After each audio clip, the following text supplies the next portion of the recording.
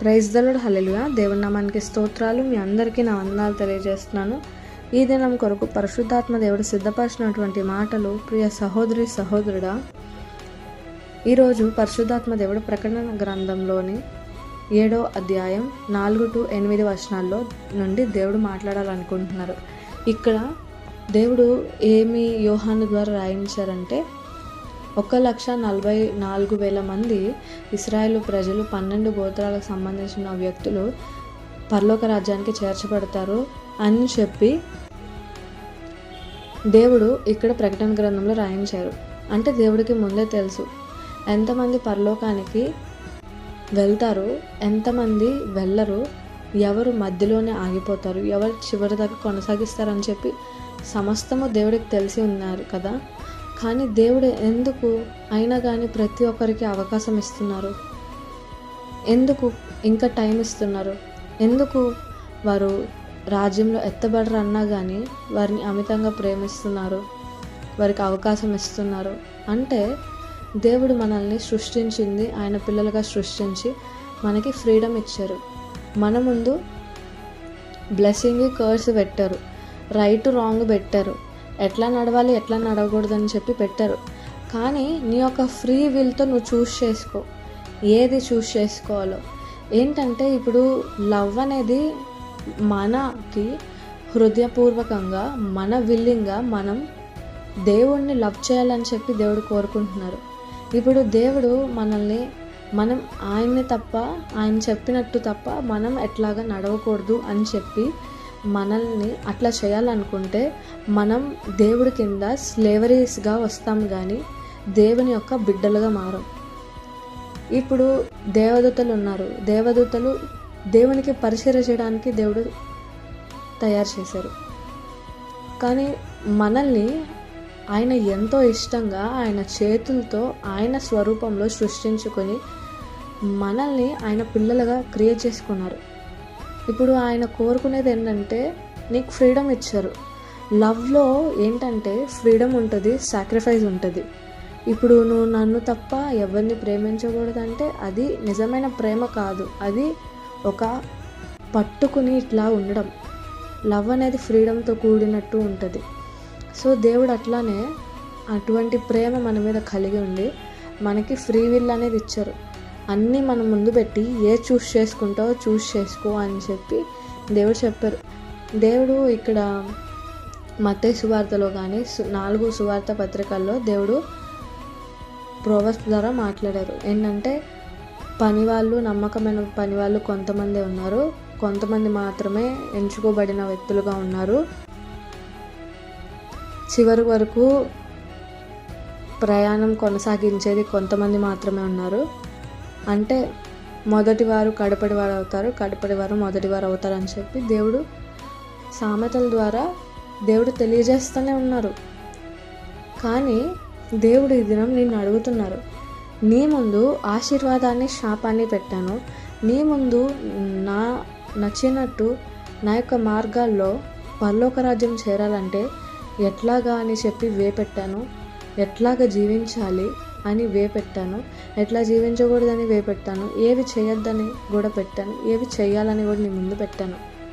పెట్టినప్పుడు ఇప్పుడు దేవుడు మనకి తెలుసు, ఇప్పుడు నువ్వు ఉన్నావు, నీ గురించి నువ్వు పుట్టక మునిపే ఆయనకి సమస్తం ఎరిగి ఉన్నారు. నువ్వు ఏ మినిట్కి ఏం చేస్తావు, ఏ ఆలోచన చేస్తావు, ఏ మినిట్కి ఏం చేస్తావు, ఎప్పుడు చనిపోతే, ఎప్పుడు నీకు హెల్త్ బాగోదు, ఎప్పుడు మళ్ళీ క్యూర్ అవుతుంది అని చెప్పి సమస్తం ఎరిగి ఉన్న దేవుడు కదా. ఆయన ఎందుకు ఇప్పుడు ఆయన రాకడను ఆలస్యం చేస్తున్నారు? ఎందుకంటే ఆయన ప్రతి ఒక్కరిని ఎంతో ఇష్టంగా ఆయన చేతులతో ఆయన స్వారూప్యంలో క్రియేట్ చేశారు.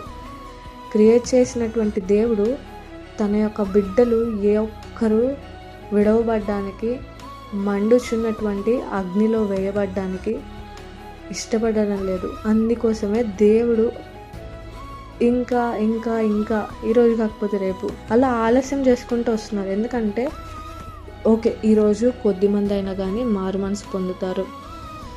నిజమైనటువంటి ప్రేమ ఎక్కడుంది? నేను పరలోక రాజ్యానికి వెళ్ళాలంటే ఏంటి? నేను నిజంగా దేవుడిని ప్రేమిస్తున్నాను, నాకు దేవుడు కావాలి, నాకు ఇవేమి వద్దు, లోకం వద్దు, లోకాన్ని అసహించుకొని నిజంగా నీవు కలిగి ఉన్న ప్రేమను బట్టి నాకు దేవుడు మాత్రమే కావాలని చెప్పి ఈ రోజైనా మారుతావు.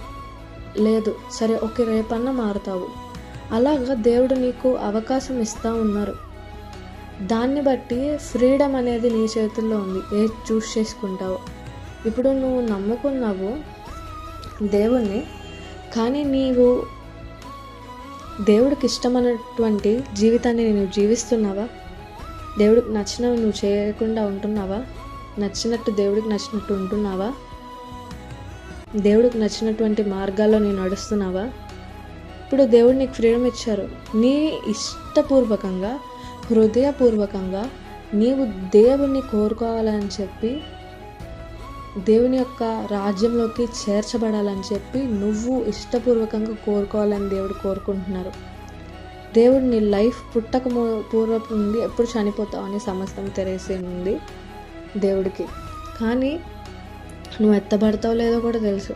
కానీ దేవుడు ఎవ్రీడే నీకు ఒక ఛాన్స్ ఇస్తున్నారు.